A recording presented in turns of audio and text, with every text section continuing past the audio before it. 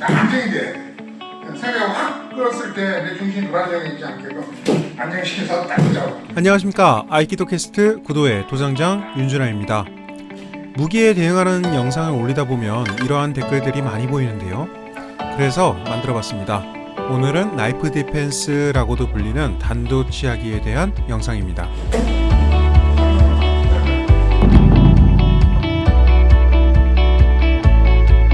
도망갈 수 있으면 도망가는 게 최고의 방법이죠. 하지만 도망이 어렵습니다. 손자병법에서도 말하길 최상의 방법은 적의 음모를 미리 타파하는 것, 차선책은 외교 관계를 끊는 것, 최악의 방법은 적의 성을 직접 공격하는 것이며 아테미가 들어갈 때는 아테미 넣어주고 그 다음에 뒤로 걸어와서 마무리. 근데 어깨 축제를 꼼짝하지 못하게끔 잡아서 그럴 수 있고. 이는 최후의 수단이라고도 말하고 있습니다. 그 다음에 뒤쪽으로 내가 낮추는 것은 이렇게 낮추는 것은 조금 위험할 수가 있어요. 근데 지금같이 이제 완전히 제압이 됐을 때는 상관이 없겠죠. 여기서 이렇게 되는 거니까.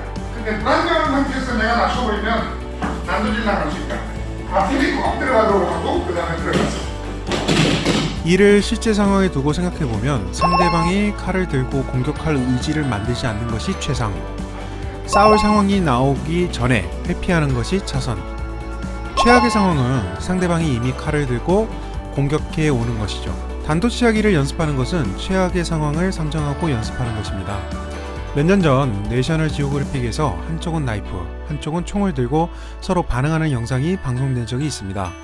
결과는 총의 압도적인 우세를 예상했던 것과 많이 달랐습니다. 칼을 빼어들고 달려오는 상대방을 총으로 상대하기 위해서는 생각보다 많은 거리가 필요했죠. 이미 벌어진 상황에선 오히려 상대방에게 집중하고 그 상황을 벗어날 수 있도록 연습하는 것이 단도치하기의 목적입니다. 전국 시대보다 좀 더 발전된 총기가 보급되어서 검과 총을 모두 들고 다니던 막부 말의 모습을 보시면 현대의 21피트 룰과 비슷한 개념이 보입니다. 혼란스러웠던 막부 말에는 상대가 총을 들던 검을 들던 아예 대응할 시간 자체를 주지 않고 암살하는 경우가 많았습니다. 암살자들도 총이 아닌 검이나 소태도를 이용해 암살을 시도하는 경우가 많았다고 합니다. 일본 근현대사의 중요한 인물인 사카모토 료마의 암살 사건이 이런 당시의 시대 분위기를 잘 보여준다고 할 수 있겠습니다. 북진일도류 면허 개전의 실력과 평소에 권총을 소지하던 사카모토 료마도 대응할 수 없는 거리에서의 암살 시도에 당했습니다. 서양에서는 21피트 룰이라 불리는 개념이 있습니다. 21피트 이하에서는 총보다 칼이 유리하다 라는 개념인데, 동양에서도 가나비라 부르는 그 거리 개념 그 단어가 있습니다.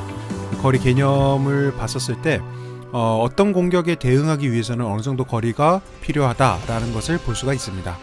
실력이 좋으면 좋을수록 대응하기 위한 거리나 시간이 줄어들겠지만 어떤 공격에 대응하기 위해선 최소한의 조건이 필요합니다. 무도를 배웠다고 해서 갑자기 무기 든 상대방을 능수능란하게 처리한 건 절대 아닙니다. 최악의 상황에서 그냥 도망가다가 죽는 것이 아닌 살아남을 수 있는 확률을 높이기 위한 수련입니다. 그리고 그것보다 중요한 것은 상대방의 마음을 파악하여 적대심 자체가 생기지 않도록 하는 것입니다. 오늘도 영상을 시청해 주셔서 감사합니다.